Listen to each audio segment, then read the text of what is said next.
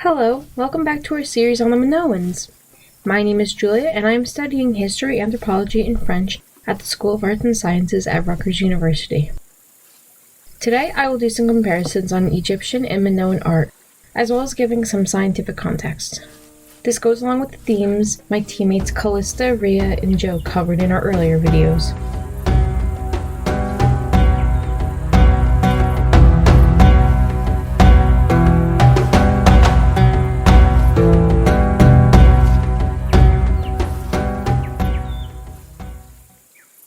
Minoans are speculated by scholars to have been sophisticated people who enjoyed painting their everyday activities. Bull leaping is one of the most iconic images they painted. Over on the left, you can see the iconic scene that was found in the Minoan palace of Knossos.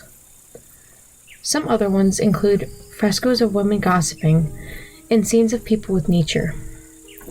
The people featured in their paintings have more round features and are often active paintings that look as if the subjects did not even realize they were being painted. The Minoan paintings that we are studying are known as frescoes, a special type of painting that involves using different pigments of paint on plaster, to the point of the plaster turning the very color of the paint. Some common colors that Minoan painters used in their palette are blue, some darker reds, yellows, ochres, and cream. The plaster that frescoes were painted on had to be wet in order for the art to be considered a buon fresco. This could be considered as an early form of watercolor painting. The structures in Crete were made from carefully polished and carved limestone. A lot of it was created on smooth surfaces as well. Contrastingly, Egyptian wall paintings were typically made from painting over dried plaster, which gives more of a matte finish to their art. Egyptian climate was also different from that of Crete, as it was significantly hotter, more dry, being that it was in the middle of the desert, unlike on an island, which caused the paints to dry differently. The wall paintings often complemented carvings in the wall to match their designs.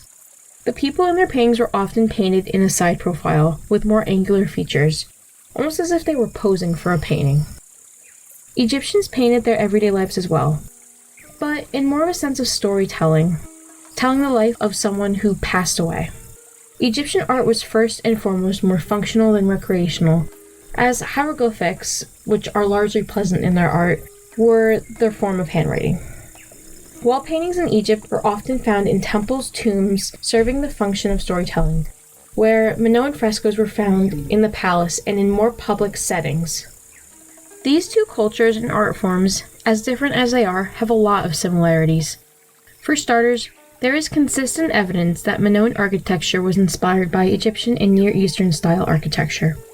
Frescoes in Crete were typically painted on wet plaster, but were also less commonly painted on dry limestone.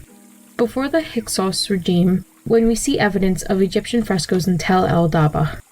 Due to the high volume of trade between Egypt and Greece in the time, it is no surprise that the two borrowed art forms and influenced one another. Both cultures, although influenced by each other, still made their artwork their own.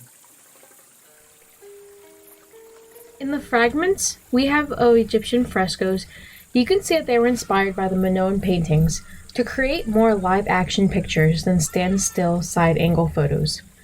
Some of the fragments from Avaros suggest that Hyksos painters tried to replicate the bull painting images. So you may be wondering why the Egyptian fresco paintings, unlike many of the other forms of Egyptian paintings, did not survive the test of time. Minoan frescoes, for starters, were exclusively painted on wet limestone plaster, and the climates of Crete helped to better preserve the art. Egyptian fresco paintings, however, were painted on mud brick, which already is not exactly the best to preserve watercolors. The climate being dry and extremely hot hurt the chances of the frescoes surviving the test of time.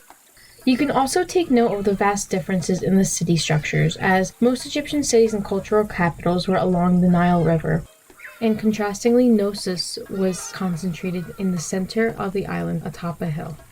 One of the most important facets of understanding the art that is involved is understanding the political situations of both regions.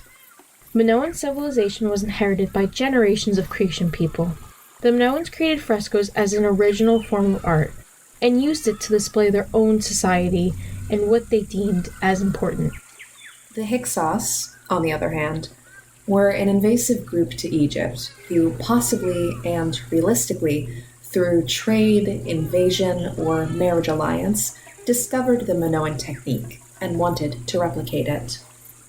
Both sets of fresco paintings tell an interesting and compelling stories. One shows how beauty and history can be developed through generations of peaceful and sophisticated long-term society.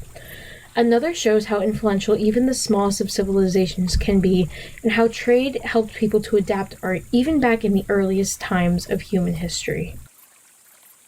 Thank you so much for tuning into our videos.